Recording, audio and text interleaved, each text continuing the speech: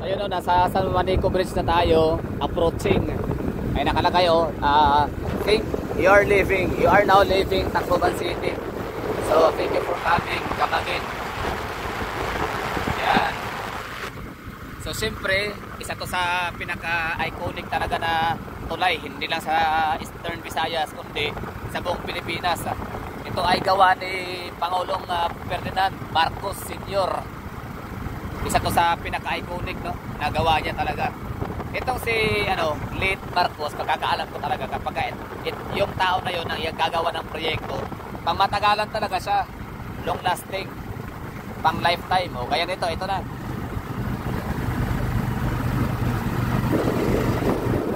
So wala na tayong sasabihin, no? Welcome to San Juanico Bridge. So eyes on the board, enjoy the view.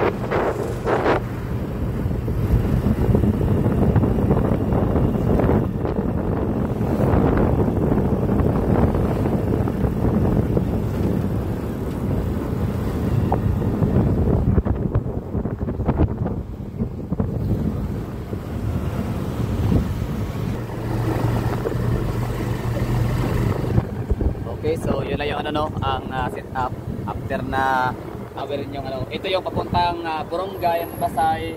Tama ko? Ito naman yung Katbalogan, Calbayog, Gandara, San Jorge. Alam ko na yan dyan, kabisado ko yan. Gandara, San Jorge. Ano pa? Katarman. Layo ng Katarman. Ano muna, Calbayog, Katbalogan. Right, tama, right. Okay, so balik ulit natin, no? Tapos, siyempre, kapag ka nakapunta ka na ng Cebu, para sa akin, pinakamagandang tulay na nadaanan ko na talaga si Silix. Walang panama ang ibang tulay. Ito na talaga si San Juanico Bridge. Siyempre, part of the history kasi yan eh. Isa yan sa pinakamagandang tulay na nagawa ni Marcos, no, dito sa Pilipinas. Saka kahit pa ilang tulay ang magagawa rito sa Pilipinas, mako-construct no, na mas maganda pa dyan, still San Juanico Bridge is very iconic kasi nga isa yan sa pinakaunang magandang tulay na nagawa sa Pilipinas. Tsaka ano yan, Japan made. Bakit mo nasabi yun na yun? Kasi nga nakapag-select ka na, di ba? Hindi. Dati sa libro ko lang talaga nakikita yan. Sa libro. O, yun na yun. Balik na tayo, sir. O, sige, balik na tayo.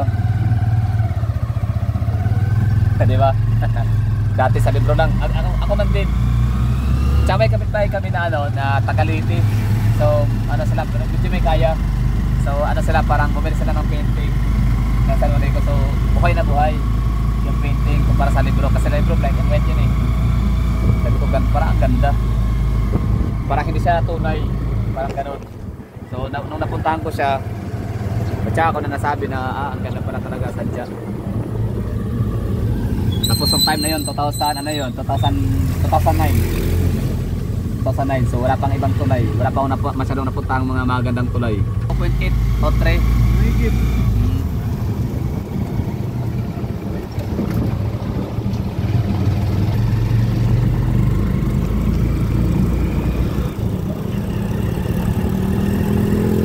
Ang pinakamahabang tulay ngayon, kasi ano yun, 8.9 kilometer. Habang na. Parang dudugli ito. Ay, parang parang 5 kilometer. 5 kilometer. Oo. Mula sa pinaka-approach.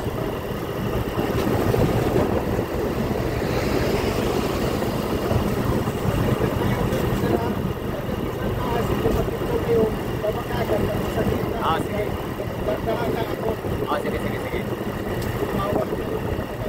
Okay. Tama. May nahuli na ba dyan, di ba?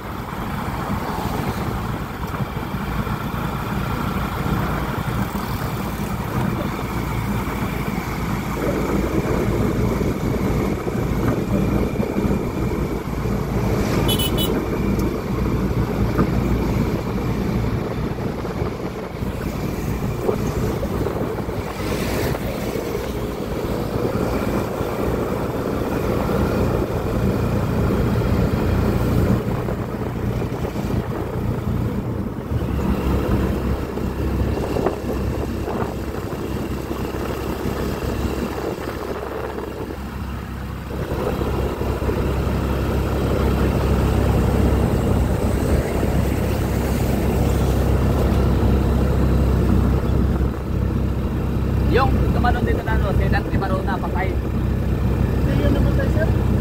Dan sa may, ganyan tumalon. Taas na yan. So ano sa yung tumalon dahil sa palabas, sa pelikula? Palabas. Ano yun yung parang sa diba? Stuntman? Oo.